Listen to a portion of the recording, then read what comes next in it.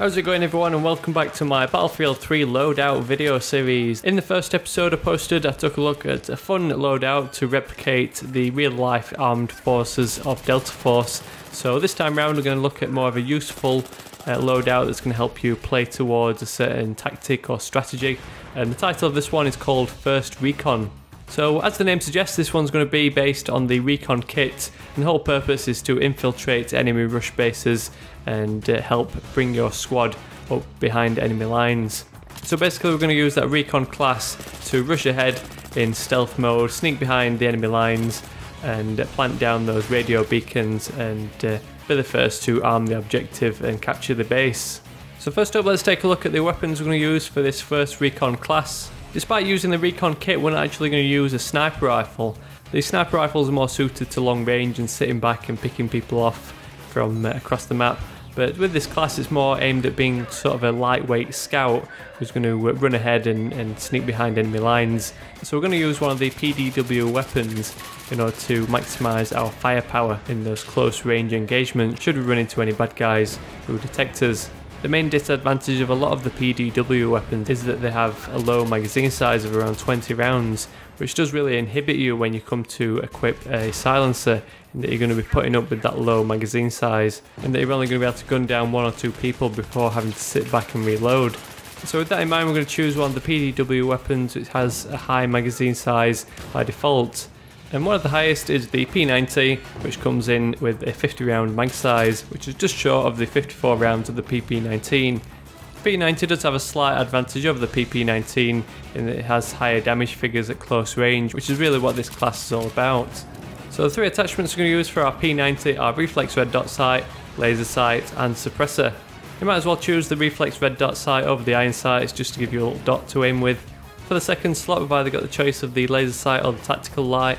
Both these options might end up giving away our position, but at least the laser sight does offer some additional benefits in that it's going to increase our hip fire accuracy and generally make us more equipped for close range combat, which is again what this loadout is all about. If you manage to sneak up behind a group of bad guys, hopefully you'll be able to gun them all down just spraying away from the hip with your large 50 round magazine size from the P90, plus the help of that increased hip fire accuracy thanks to the laser module. So once again, this loadout is all about being stealthy and sneaky and infiltrating behind enemy lines. So in order to avoid us being detected, we'll equip the suppressor just to keep us off the radar should we have to engage in a firefight. Second up, for the sidearm, to maintain our stealthiness we're going to need a suppressed pistol of some kind.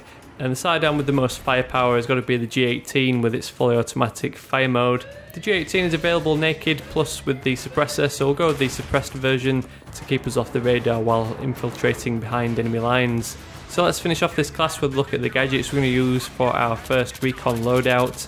For gadget number one, we're going to go with the TUGS, or Tactical Unattended Ground Sensor, which is basically a motion sensor that's going to help detect enemy infantry and vehicles. Once we've infiltrated behind enemy lines, we can drop one of these things down just to keep an eye on enemy activity, so we can be extra prepared to take them out and not end up being detected.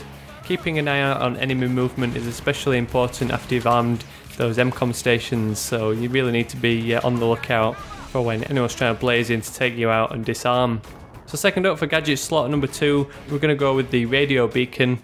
The whole purpose of this class is to provide a gateway for the rest of your squad to infiltrate the base after you've scouted ahead and put down your radio beacon.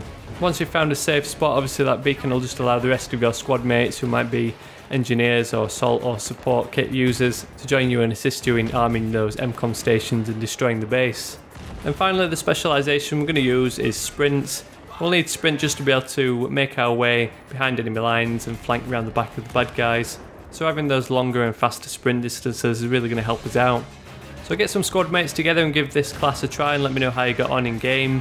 If you get some good scores or just like the idea of this loadout, please drop me a thumbs up on this video to help share it with your friends and give this new series a little bit more widespread exposure. If this is the first video of mine you've seen, don't forget to subscribe, stick around for plenty more of these Battlefield 3 loadouts, as well as my Battlefield 3 weapon guide series. Drop me a message on Twitter or Facebook if you want to recommend any loadouts that you've come up with. Otherwise, thanks so much for watching, and I'll catch you all later.